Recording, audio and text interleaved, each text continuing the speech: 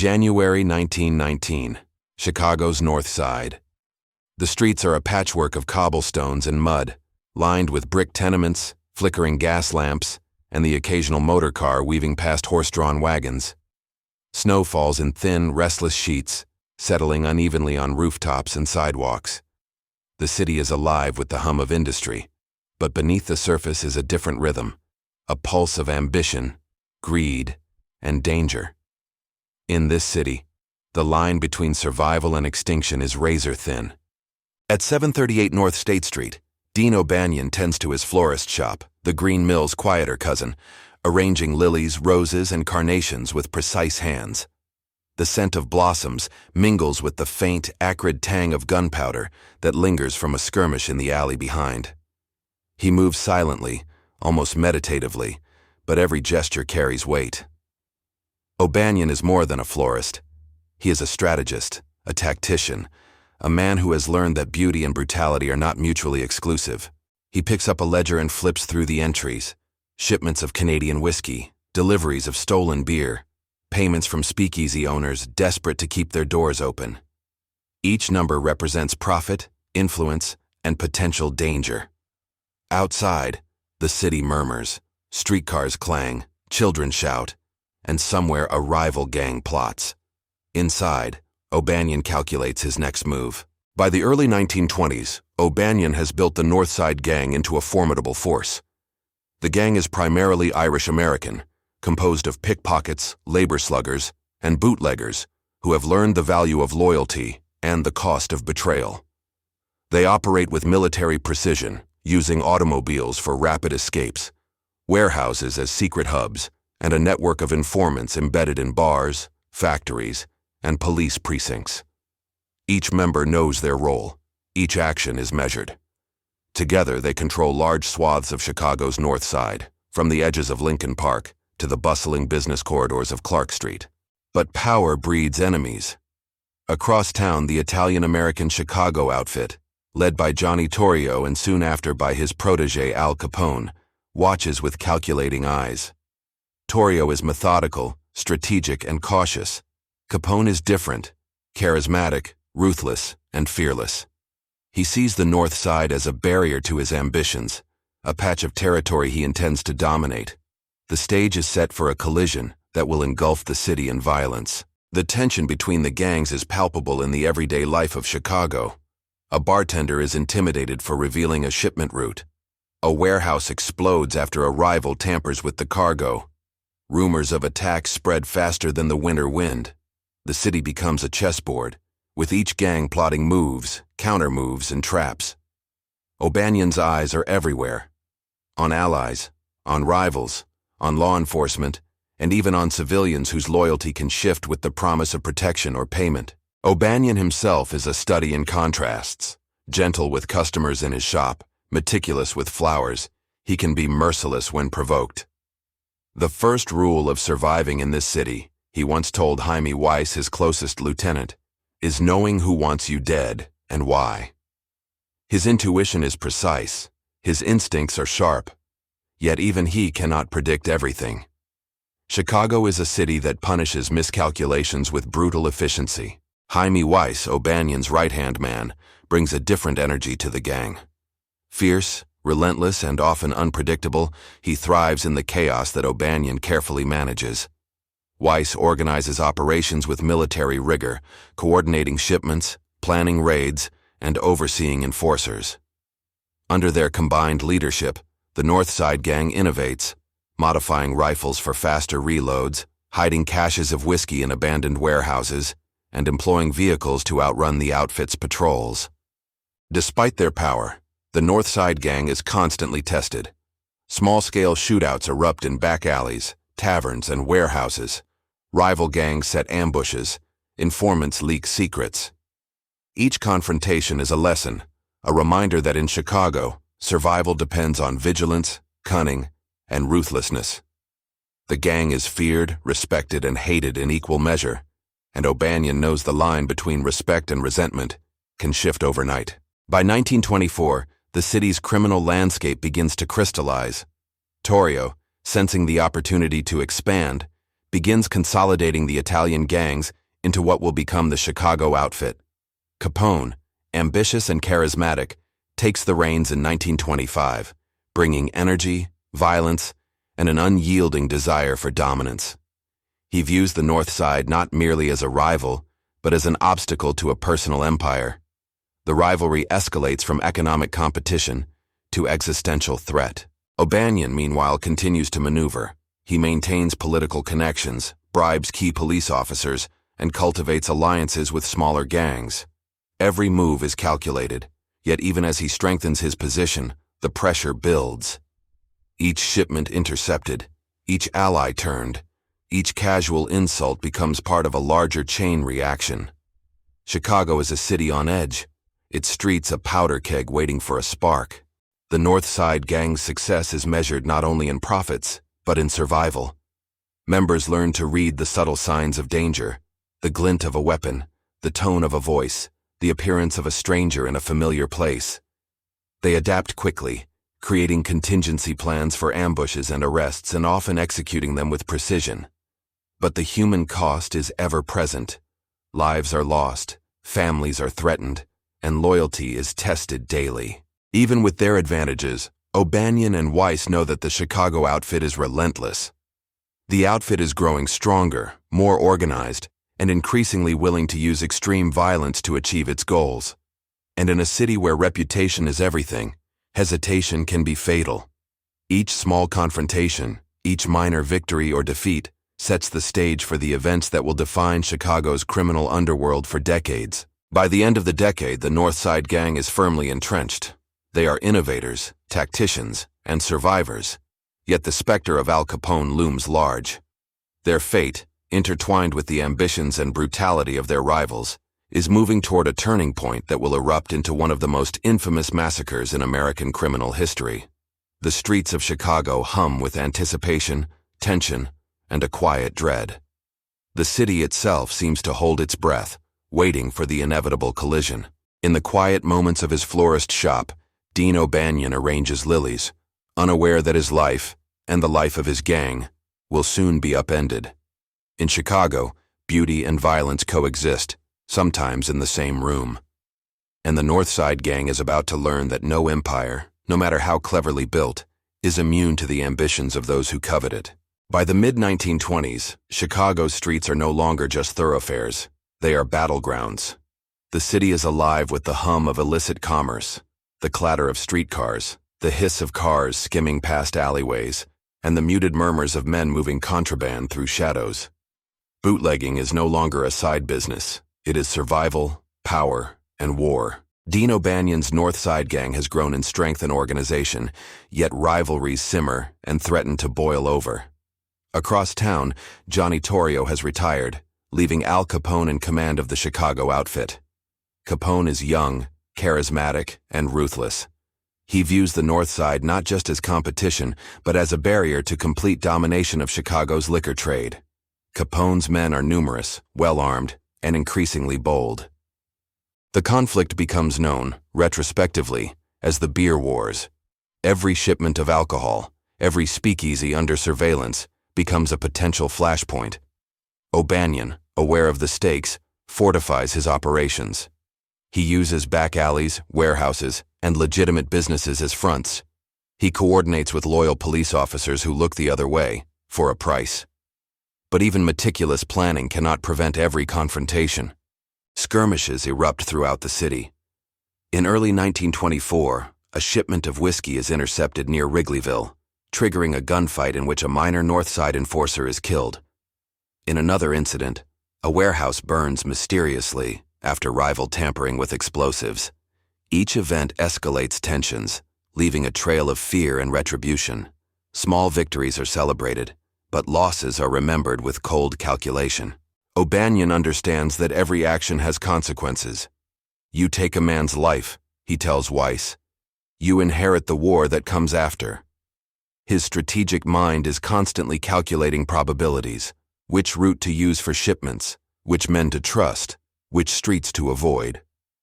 The North Side Gang becomes a machine, precise in its operations yet human in its vulnerabilities. Then, in November 1924, the unthinkable happens.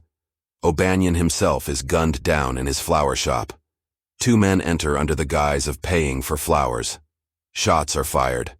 The florist shop becomes a crime scene, blood soaking the petals of lilies and roses.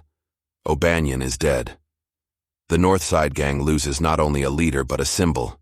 His death sends shockwaves through the city, destabilizing alliances and emboldening rivals.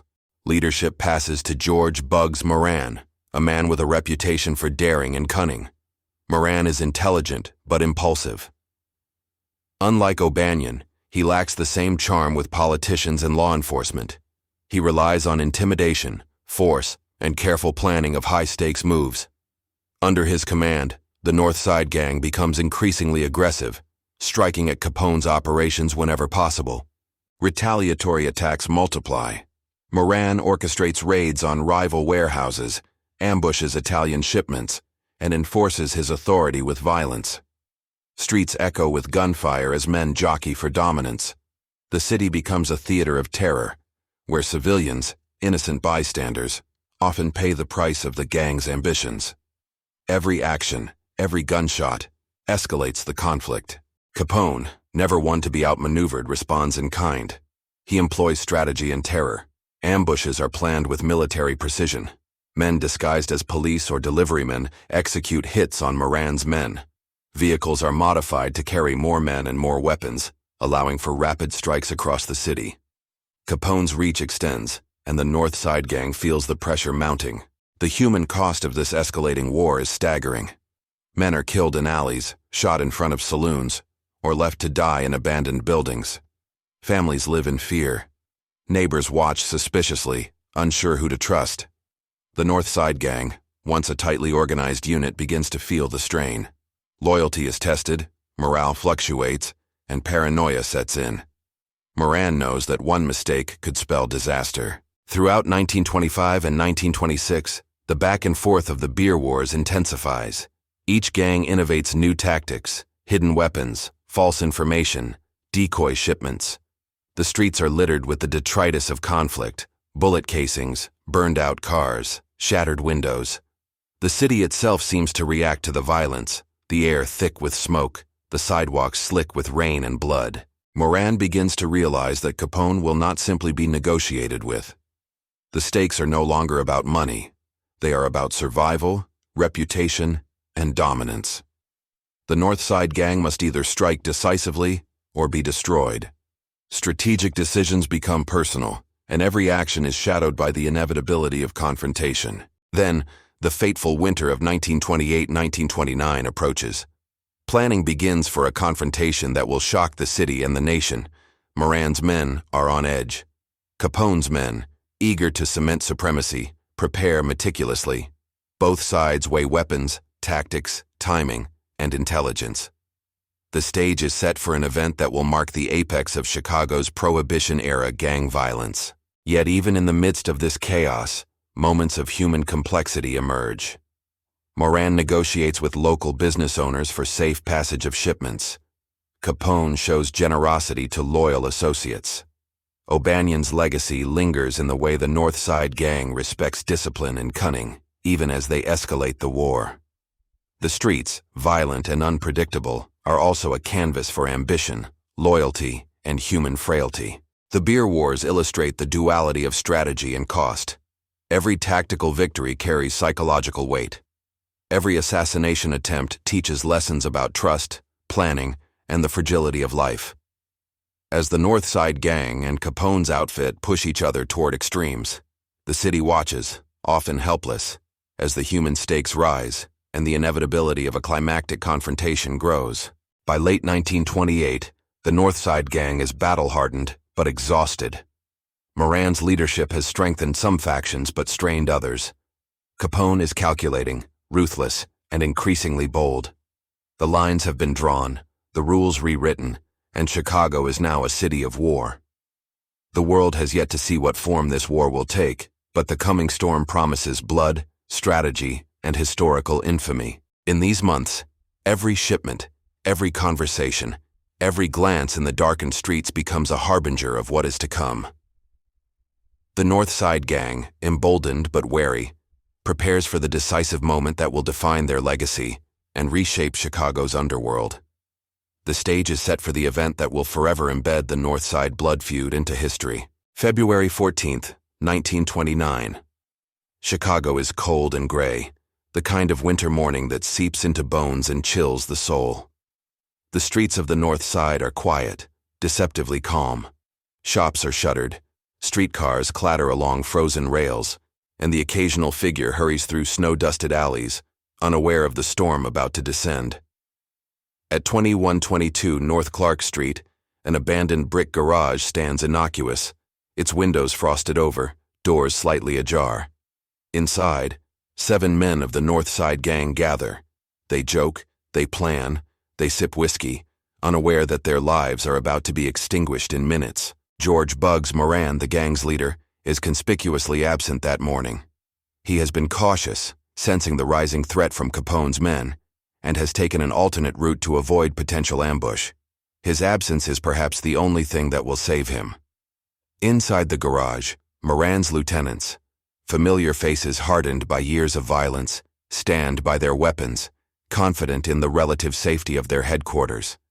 They do not yet know that the law they trust, the uniform they respect, will soon become a mask for death. At exactly 10:30 a.m., a vehicle rolls up. Out step 4 men, dressed as uniformed Chicago police officers. They carry Thompson's submachine guns, their barrels gleaming, gloves pulled tight. In the cold light of winter, they appear official, authoritative, unthreatening. The men inside the garage glance at the uniforms, hesitant, then relax. After all, who would suspect the police? Moments later, shots ring out. The rhythmic roar of submachine guns and the sharp cracks of shotguns fill the air, echoing off brick walls and empty streets. Men are lined against the wall, rifles at their sides, eyes wide with disbelief. In seconds, the North Side gang is cut down. The attackers move with chilling efficiency, emptying clip after clip. Blood splatters across walls, coats, and the wooden floor, a violent tableau frozen in time. 7 bodies lie on the garage floor within minutes, some slumped over, some sprawled with hands frozen in futile defense.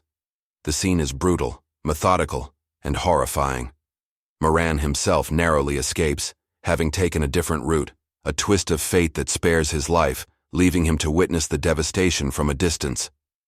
Outside, the cold Chicago air is punctuated by the muffled sounds of gunfire fading into silence, leaving only the aftermath. Blood, destruction, and the chilling knowledge that the North Side gang has been struck at its heart. The St. Valentine's Day Massacre is more than a simple attack. It is a strategic, psychological statement by Capone and the Chicago outfit. The North Side gang's power is challenged, their numbers decimated, and the streets of Chicago reshaped. The use of police uniforms is deliberate, exploiting the trust citizens and gang members place in law enforcement, blurring the line between legality and criminality. News spreads quickly. Chicago newspapers print gruesome images. The nation reacts with shock and horror. Headlines scream of unprecedented violence. The public is stunned. 7 men executed in cold blood in broad daylight. The massacre becomes the defining moment of the beer wars, a culmination of years of escalating tension, rivalry, and ambition. The psychological toll is immense. Survivors of the North Side gang are traumatized. Moran, though alive, is forced to recalibrate his strategies. Fear and paranoia grip the city, making every shadow, every uniform, and every stranger a potential threat. Law enforcement faces intense scrutiny, criticized for its inability to prevent the carnage. Meanwhile, Capone's empire expands, his influence cemented, his audacity celebrated among his men. The massacre also demonstrates the brutal calculus of organized crime. Power is maintained not just through economic control, but through terror, precision, and timing. Every shot fired is a message, every victim a symbol. The North Side gang, once a dominant force, is now fractured. Their human cost is irreparable. Families mourn, neighborhoods whisper in fear, and the underworld adapts to this new balance of power. Strategically, Capone's attack succeeds. The North Side gang is weakened beyond repair, its cohesion shattered, its influence diminished. Moran struggles to rally remnants, but the psychological and operational damage is profound. The streets of Chicago, once a competitive battleground, now tilt heavily in Capone's favor. The massacre is a turning point, a lesson in the lethal combination of planning, deception, and raw firepower. Yet the massacre is not without its consequences. Public outrage forces authorities to respond, increasing pressure on all criminal organizations. Capone, though untouchable in many ways, now draws more law enforcement attention, setting the stage for future confrontations. The event, while successful in its immediate goal, casts a long shadow, embedding both gangs into Chicago's history and national consciousness. The St. Valentine's Day Massacre is remembered not merely as an act of violence, but as a convergence of strategy, psychology, and fate. The precision of the attack, the use of disguise, the timing, and the choice of targets all reflect a calculated understanding of both human and tactical vulnerabilities. It marks the zenith of the beer wars, the moment when ambition, rivalry, and ruthlessness collide in a tableau of death that no one in Chicago would forget. As winter fades and the city slowly moves on, the massacre leaves an indelible mark. Moran rebuilds in fragments, cautious and haunted. Capone's rise continues, his reputation cemented as a man willing to employ any means necessary to dominate the streets. The North Side Gang, once a force defined by ambition, strategy, and loyalty, is forever altered. Its story is a testament to the brutal realities of organized crime. Survival demands cunning, betrayal is inevitable, and power comes with a human cost that cannot be measured in dollars alone. The day of February 14, 1929, becomes a symbol of the North Side Blood Feud, a stark reminder of the violent, ruthless, and high-stakes world of Prohibition-era Chicago. In its aftermath, the city itself seems to hold its breath, the echoes of gunfire lingering, the lessons etched into the walls, and the lives lost a permanent scar on the urban landscape. The morning after February 14, 1929, Chicago awakens to a city forever changed. The North Side, once bustling with commerce and everyday life, is heavy with unease. Newspapers scream of the St. Valentine's Day Massacre, 7 men executed in a cold, calculated strike. Photographs of the victims, sprawled across the floor of the Clark Street garage, shock the nation. Families mourn in silence, neighbors whisper warnings, eyes darting at every passerby. Chicago itself seems to hold its breath, the echo of gunfire lingering like smoke in the cold winter air. George "Bugs" Moran, the North Side Gang's leader, survives. But survival is no comfort. Moran watches from a distance as his empire fractures. Loyalty, once the gang's foundation, is tested. Some men desert in fear, others are paralyzed by grief, unable to act decisively.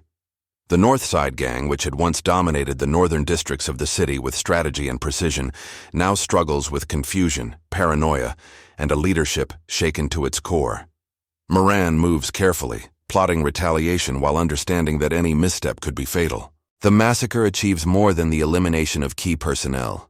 It delivers a psychological blow. Moran's men are haunted by the memory of friends executed in a space they once considered safe. Every alley, every garage, every familiar building becomes a potential trap. Survivors carry the weight of fear alongside the practical task of maintaining operations. The gang's diminished numbers make them vulnerable to Capone's aggression, and the balance of power shifts irreversibly. Capone's Chicago outfit, emboldened by success, expands its influence. The streets of the North Side, previously contested, begin to tilt toward his control. Bootlegging routes are seized. Speakeasies once loyal to Moran are coerced into paying tribute. Capone's men operate with confidence, knowing that the North Side Gang is weakened, fractured, and wary of provoking further attacks. The brutality of the massacre has a dual effect. It consolidates power for Capone while instilling fear that limits organized retaliation. Law enforcement reacts slowly, hampered by corruption, limited resources, and intimidation. Public outrage grows, but the intricacies of the gangland world make arrests difficult. Investigations falter, witnesses recant, and fear prevents many from speaking openly. For Moran, the North Side Gang, and Chicago itself, the massacre becomes a lesson in both strategy and impunity. Power can be seized decisively, and retaliation may be impossible if fear dominates action. Over the following months, the North Side gang attempts to regroup. Moran seeks alliances, shoring up remaining allies while avoiding direct confrontation with Capone. Operations continue in a limited capacity, but each shipment, each skirmish, is shadowed by memories of February 14th. Internal tensions rise as men question leadership, strategies falter, and the cohesion that once defined the gang erodes. The human cost, death, trauma, and loss, cannot be reversed, and the gang's influence begins a steady decline. The city, too, feels the long-term effects. Businesses become cautious, wary of entanglement in gang disputes.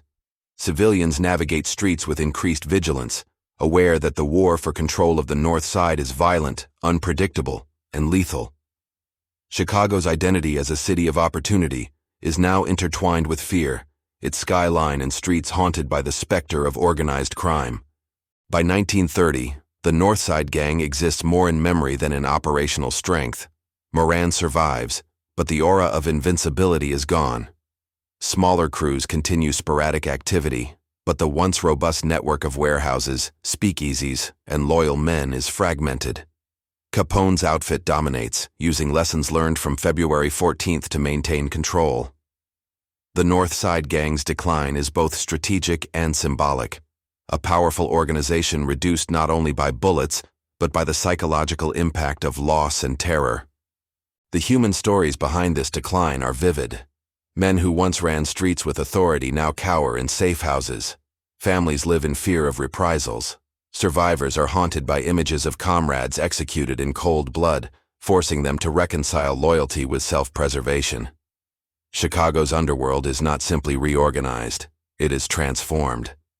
Power becomes centralized, threats minimized, and the legacy of the North Side gang is forever intertwined with violence and caution. Psychologically, the massacre and subsequent decline leave scars that ripple through the remaining members of the gang. Moran's leadership is questioned constantly. Paranoia infiltrates daily operations. Decisions are delayed, alliances weakened, and the gang's once calculated precision becomes reactive, defensive, and constrained. The North Side, a district once controlled with strategy and ingenuity, now exists under the shadow of Capone's dominance. Meanwhile, Capone faces his own pressures. National attention on Chicago's violence brings scrutiny from law enforcement and the public. Corruption shields him temporarily, but the massacre, while successful, sets a precedent that intensifies policing efforts and legislative interest in organized crime. The human and strategic costs of his victory will resonate for years, shaping both criminal enterprise and law enforcement response. By the mid-1930s, the North Side gang is largely absorbed into smaller criminal outfits or dissolved entirely. Its members are scattered, some arrested, some killed, others integrated into Capone's empire. Moran survives in reduced capacity, always cautious, always calculating, a shadow of the force he once commanded. The streets of Chicago have been permanently altered. The violent lessons of February 14th remain as much psychological as tactical, and Capone's dominance ensures that the city's underworld will operate under new rules. The aftermath of the massacre is more than a historical footnote. It is a case study in power, fear, and the human cost of ambition. Strategy without compassion, ruthlessness without restraint, leads to short-term victory, but leaves long-term consequences. The North Side gang, once a symbol of cleverness, loyalty, and ingenuity, becomes a cautionary tale. Its decline underscores the limits of leadership, the fragility of organizations built on violence, and the indelible impact of terror on human lives. Chicago, scarred and vigilant, moves forward. The North Side Blood Feud fades from headlines, but its memory is permanent. Survivors, historians, and the city itself remember the cost of ambition unchecked, the fragility of power, and the human toll of conflict. The North Side gang's rise and fall become a lens through which the mechanics of organized crime, loyalty, and human psychology are forever studied. In the end, the North Side gang's decline is complete, but instructive. Its story illustrates that even in a city built on opportunity and ambition, human life is fragile, power is transient, and violence leaves consequences that ripple far beyond the initial moment of action. The streets of Chicago, once alive with the North Side gang's audacious energy, are quiet now, but the echoes of February 14, 1929, and the lessons of the beer wars endure, etched in memory, in history, and in the blood that once stained the cobblestones. The North Side Gang story is etched into Chicago's history not only as a tale of violence, but as a lesson in ambition, strategy, and human cost. By the mid-1930s, the streets of the North Side have been reshaped, the once dominant gang reduced to fragments, and Al Capone's influence firmly established. Yet the echoes of the blood feud reverberate far beyond Chicago, informing law enforcement, popular culture, and the understanding of organized crime in America. The St. Valentine's Day Massacre, in particular, becomes a symbol of both ingenuity and brutality. It demonstrates the ruthless calculus of organized crime. Preparation, deception, and precision can achieve what sheer force alone cannot. Capone's audacity, disguising killers as police officers, timing the attack perfectly, and striking the heart of the North Side Gang, leaves an indelible mark on criminal strategy. From this point forward, the idea of spectacular hits becomes a defining feature of organized crime lore. Yet the massacre also exposes limits. The public is horrified. National newspapers print photographs of the executed men, their faces frozen in disbelief and terror. The shock prompts political leaders and law enforcement agencies to act. While prosecutions are limited due to corruption and intimidation, the event accelerates federal interest in organized crime, laying the groundwork for later reforms, investigations, and the eventual dismantling of powerful crime syndicates.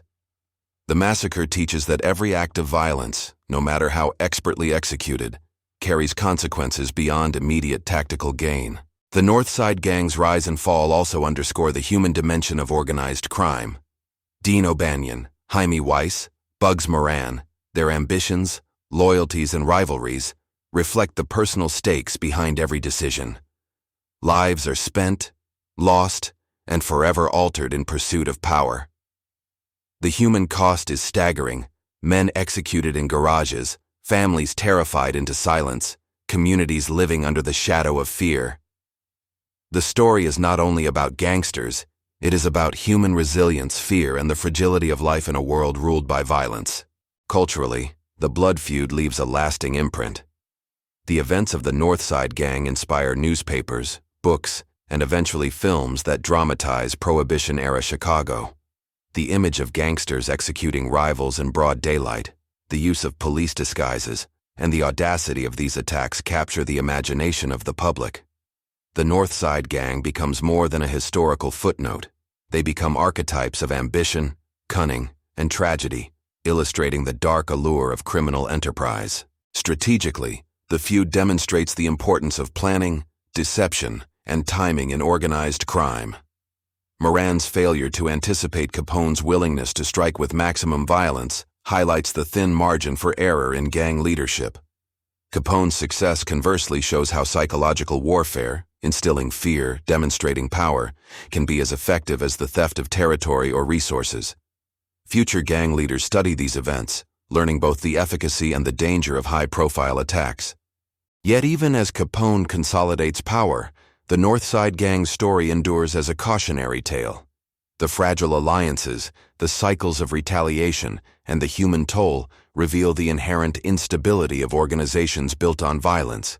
Moran survives, but he never regains the dominance that O'Banion once held. The remaining members of the gang are absorbed into other criminal networks or vanish entirely. The streets they once controlled are silent, yet the lessons remain alive.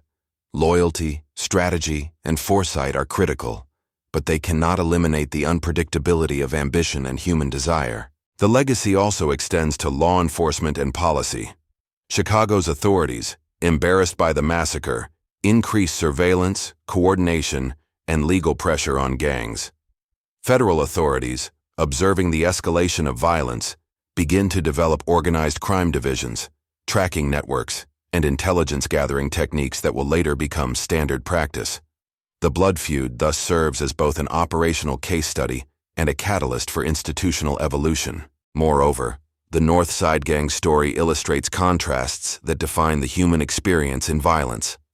Strategy versus instinct, loyalty versus betrayal, ambition versus mortality. Every decision carried immediate consequences. Every misstep could prove fatal, and every act of brilliance was shadowed by potential disaster. These contrasts give the narrative a timeless resonance, offering lessons not only in criminal strategy, but in leadership, risk management, and human psychology. The North Side Gang's rise and fall also mirror the broader transformation of Chicago during Prohibition. A city of opportunity and innovation, of commerce and culture, became a city marked by violence and fear. The gangs, in their battles, reshaped the urban landscape, influencing political alliances, law enforcement priorities, and public perception of crime. The streets tell stories of ambition, bloodshed, and resilience, histories that remain etched in both memory and architecture. Even today, historians, criminologists, and storytellers revisit the North Side Blood Feud. The narrative offers a rare window into the interplay between ambition, strategy, and human cost. It challenges the romanticized notion of gangsters as untouchable or glamorous, revealing instead a world governed by calculation, terror, and the fragile nature of life and power. Moran, Weiss, and O'Banion are remembered not just as criminals, but as players in a high-stakes game whose rules were written in blood. Ultimately, the North Side Gang's saga is both a warning and a lesson. It warns of the dangers of unchecked ambition and ruthless strategy, highlighting the psychological, social, and human toll of organized crime.